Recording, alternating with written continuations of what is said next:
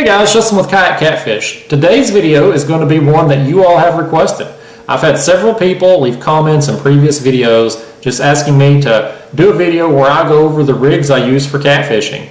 So that's what today's video is going to be about. I'm going to go over the rigs I use, talk about the techniques I use them with, and then I'm going to kind of break it down and go over the individual components that I use and talk about why I use what I do. So for catfishing, there's really only two rigs that I use for every situation that I'm in out there. One is the Carolina rig. I use that when I'm anchor fishing and when I'm suspend fishing. And when I say suspend fishing, it doesn't matter if I'm drifting or if I'm trolling. If I've got bait suspended, I'm using a Carolina rig. I use a three-way rig for dragging only. That's the only thing I use a three-way rig for. So I'm going to go over these now. The first one here, your Carolina rig. Now I know most of you watching my videos probably already familiar with the Carolina rig, but if you're new to catfishing or fishing in general, a Carolina rig, you basically just have your main line down to a swivel with a sinker above it, and you have your leader line down to a hook. Very simple to set up, very simple to use. Now, the individual components of this. For my main line, I like braided line. I like it for a couple reasons. One, it's a thinner diameter, so I can pack a lot of it onto the spool of my reel. The other thing about braid that's really great is it lasts a long time. You don't have to replace it very often. I'm kind of lazy. I don't want to have to be changing out my line all the time, so it's very good in that fact. Now, as far as what pound test I use 80-pound test on my main line. I use a heavy line for one reason and one reason only, and that is because I don't use a landing net when landing these fish. A kayak is a small area. There's not a lot of storage space. A net that's big enough to land a trophy-sized catfish is huge. It just takes up too much space in the kayak, so I stopped using one a long time ago.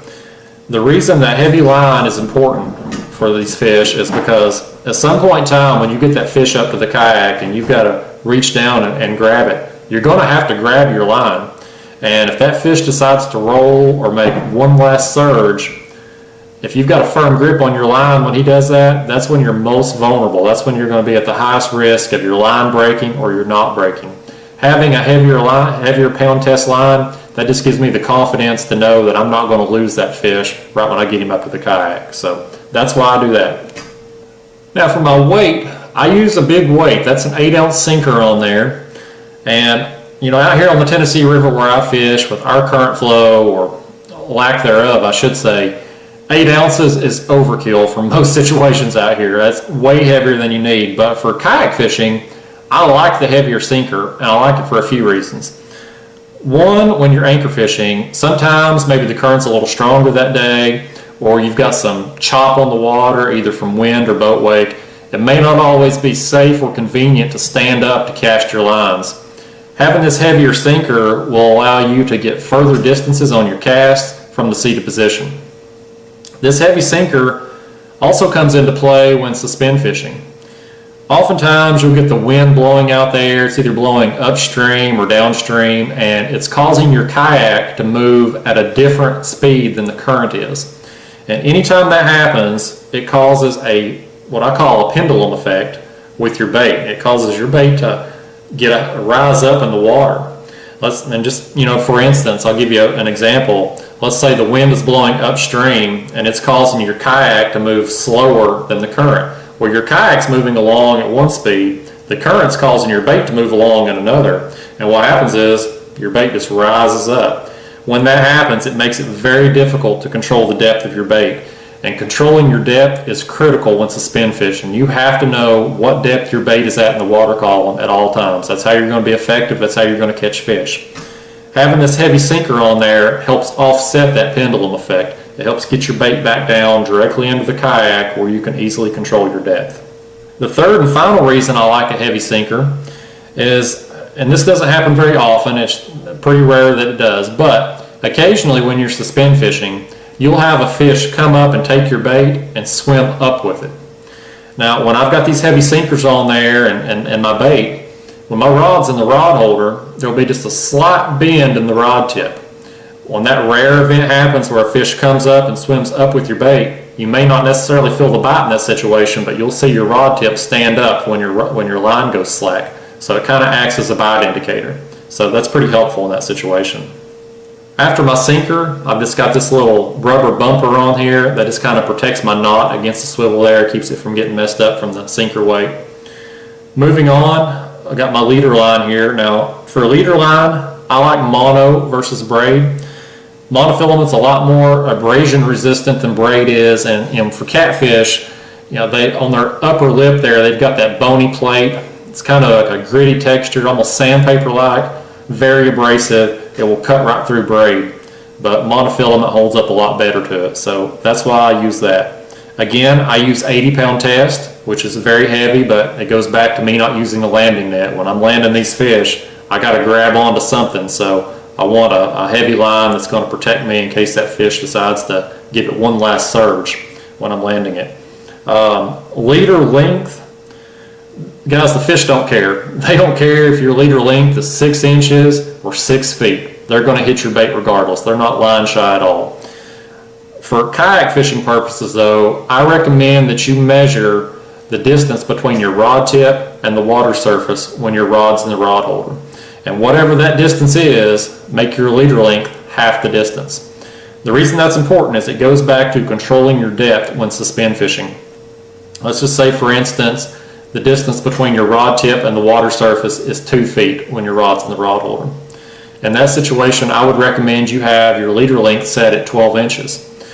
How that's important: when you drop your bait down in the water, when your sinker hits bottom down there, all you have to do is reel your rod tip down to the water surface, lift up and put your rod in the rod holder. At that point, because it's 2 feet between your rod tip and the water surface, and because your leader length is only 12 inches, you know automatically your bait is a foot off the bottom. And from there, it makes it very easy to adjust your bait up or down as the depth changes, or if you want to set it at a different level in the water column for the fish. So that's very helpful, and that's one of the reasons I recommend you do that. Now, as far as suspend fishing goes, typically I like to set my baits anywhere from 1 feet to 5 feet off the bottom. It kind of varies. You kind of have to play around with it and see what the fish prefer on a given day. Typically in the colder weather months or after a bad cold front has come through, I like to have my baits really close to the bottom, a foot or so up. On normal warm weather months, like right now this time of year, fish are a lot more active, their metabolism's high, they're going to be a lot more willing to come up in the water column to hit your bait. So typically I'll set my baits at about 2 to 3 feet off the bottom to start with, see if I'm getting any action. If the fish are real aggressive, then I know I can move them up a little more. If I'm not getting any bites at all, I'll try to drop it down and keep it to about a foot off the bottom. So like I said, you just kind of have to play around with it and see what they want on any given day. Now, with all that said, I'm fishing a river situation. I'm on Watts Bar most of the time, and I'm typically fishing the upper portion of Watts Bar. So we have enough current in the section of the river that I fish that we don't have any issues with thermocline. If you're fishing a lake and you've got a thermocline situation, obviously you're going to want to suspend your baits higher in the water column to compensate for that. The last part of the Carolina rig here is just your hook. And I use 8/0 circle hooks. And this kind of goes back to just me being a catch and release guy. I'm a big proponent of releasing these big fish. That's the only way we're going to have good populations of them going forward. So, and as much as I'm a believer in catch and release, we have to do better than just releasing these fish. We also have to release them in as good a condition as possible. And one of the things you can do to ensure that happens is to use circle hooks. Circle hooks greatly reduce the mortality rate of these fish. You're not going to get near as many gut hooks using a circle hook. They will catch them in the corner of the mouth the majority of the time. That allows you to release the fish safely and also allows you to get the hook out really quickly too. So that's why I use circle hooks. And again, I like an 8/0 hook just because I'm typically using a fist-sized chunk of skipjack. Skipjack's kind of my go-to bait. This is big enough hook for me to leave a lot of the hook point exposed to be able to catch the fish. And an 8/0 hook is still small enough that if a smaller fish takes the bait, he's going to be able to get the hook in his mouth as well too. So that's why I use that. So the Carolina rig is kind of my go-to catfishing rig. That's what I'm using the majority of the time. Like I said before, anytime I'm anchor fishing or doing any kind of suspend fishing, I'm going with the Carolina rig. But there are days where either we don't have any current at all, or we have a very low current flow that we just can't use for drifting or anchoring, that I like to troll and I like to drag baits. Now, I kind of got into using this last year. We had a pretty bad drought here in East Tennessee last year. We weren't getting a lot of current flow at all. Some days we didn't get any current. So I kind of just had to take up trolling out of necessity, and I found it to be a pretty effective technique for catching catfish in those situations. So I've stuck with it. Now, my dragging rig here is a little different. Instead of traditional swivel, I use a three-way swivel. You've got your main line going down to one end of it. Off the other, you have your leader line, which leads down to a float, and then finally your hook. On the other end of this swivel here, on the third ring of it, you're going to connect your sinker to it. Now, I think the reason most of you asked me to make this video was you were curious about this right here. This is a dragon tail sinker. This is the 30-inch model. I love using these things for kayak fishing. The reason for that is again, it goes back to me using heavy line. I like using heavy line again because when I'm landing a fish, at some point I got to reach down and grab it since I'm not using a net. When you're using heavy line in a kayak and you get snagged, it is a very frustrating process. It's difficult to break off 80-pound test line even when you're fishing out of a boat and you've got a nice big stable platform to really yank on your line and try to break it. When you're in a kayak and you're using this heavy line, when you go to pull on your line to try to break it, you're going to pull your kayak right back toward the snag. In order to break off, you've basically got to reel in your other lines, go back to the snag, get right on top of it, and really just be able to pull down, just bear down on it to be able to break it loose. There are some times when I've literally pulled the side of my kayak over trying to break off. So you want to get snagged as little as possible out there when you're dragging. I have tried every type of sinker imaginable, anything that's on the market. I've tried it. I've even made some of my own, like slinky type weights using paracord and split shot. Guys, these right here, these dragon tail sinkers are the best thing I've found. Like I said, this is the 30-inch model. It's basically 4 ounces. If you notice, it's just tubing. Half of it's filled with bird shot. The other half's just trapped air in there. And what happens is when you're dragging along, your line's taut, this sinker's riding like this through the water. And any kind of rocks, stumps, logs, any obstructions that you come across, it kind of just hops up and over. Very effective. Other sinkers, I'd get hung up and snagged, have to break off every single trip. These things right here I've been using over a year now. I've lost 2. And the 2 I lost in areas that I really shouldn't have been dragging through anyway. I've lost anchors in those spots before, so these things are great. Now, you will get them hung occasionally, but typically, if you just kind of give your line some slack and then pop it, you'll pop right up and over whatever the obstruction is. So I like these things a lot. Very good for dragging in a kayak. Now, as far as the rest of your setup here, you know, my leader line, again, I'm using an 80-pound test, just because, again, at some point when I'm landing a fish, got to reach down and grab this line, so that's why I'm using that. It goes down to a peg float here. These are just 3-inch peg floats. 3-inch float is enough to, you know, typically when I'm catfishing, I'm using about a fist-sized chunk of skipjack, so this is enough to float my bait just off bottom. And when you're dragging, even though you're dragging, you still want your bait to be slightly off the bottom. If you're letting your bait drag on the bottom with this exposed hook, you're going to snag, you're going to get hung up. It's just inevitable. So you want it to be just slightly off the bottom. Having this 3-inch float on there helps with that. Now, as far as what color of float to use, honestly, I don't think it matters. You know, I know a lot of people will use those Zara Spook topwater floats in place of a normal peg float, and some of them want you to believe that color makes a lot of difference in it. Personally, I just don't believe that it does. Typically, I'm fishing anywhere from 40 to 60 feet deep. I don't care if it's high noon on a bright sunny day and that sun is beaming down right over you. When you're 50 feet down in the water, especially out here on the river where you got some color to the water, you're not getting any light penetration down there on bottom, so I don't think color really makes a difference. Again, that's just my opinion. Take it with a grain of salt. After the float, I've got a rattle on here. Now, you know, as far as rattles goes and catfishing, it's debatable whether or not it makes a difference. I don't use them on my Carolina rig.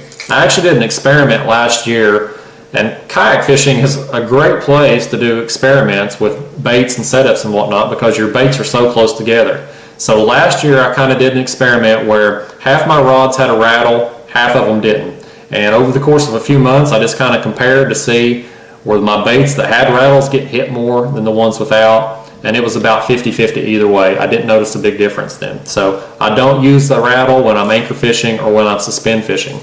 But for dragging baits, I do like a rattle.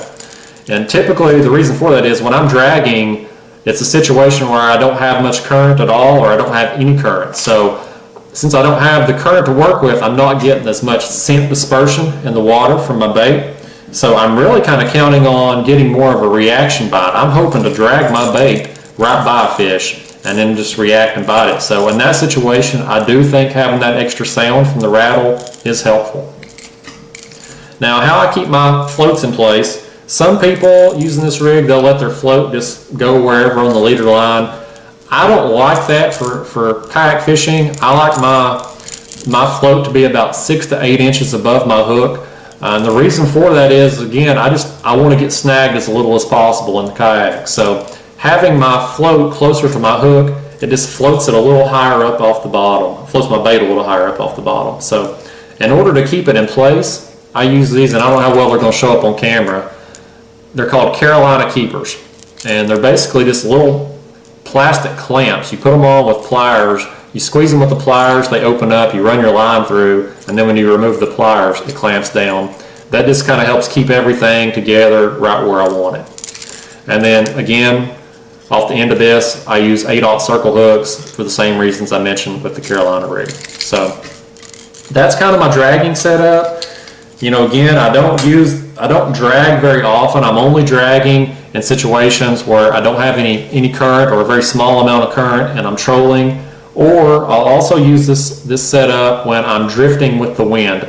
If there's a lot of wind and it's creating a lot of chop on the water, I don't like suspend fishing in that situation, just because if your kayak or your boat or whatever you're in, if it's bouncing up and down, well, your suspended baits are down there bouncing up and down too. And unless the fish are really aggressive that day, they're not going to hit it in that situation.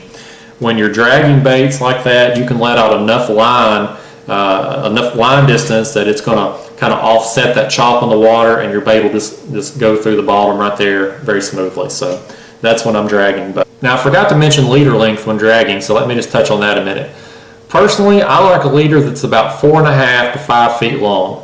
Now, that's just my personal preference on it. If I was in a boat, I could probably get by with a shorter leader.